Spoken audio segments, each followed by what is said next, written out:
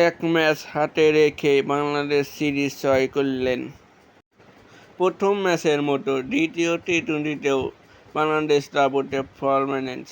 তাতে সিরিজে আজ 6-9 উইকেটে শেষ হয়ে 3 ম্যাচ টি-টোয়েন্টি সিরিজ এক ম্যাচ হাতে রেখে নিশ্চিত করল বাংলাদেশ। প্রথম ম্যাচে 137 রান তাড়া করে 39 বল হাতে রেখে জিতেছিল বাংলাদেশ। লক্ষ্য অপেক্ষাকৃত ছোট হলেও বাংলাদেশ জিতেছিল 41 বল হাতে রেখে। প্রথম ম্যাচে বাংলাদেশ ওভার পিছু রান তুলেছিল 10.22 রেটিংয়ে, কিন্তু লক্ষ্য তাড়ার গতকাল রান নেট ছিল বেশ কম 7.89। আগের ম্যাচে বাংলাদেশ 4 ব্যাটের 3 জনের ব্যাটিং স্ট্রাইক রেট ছিল 165-ও বেশি।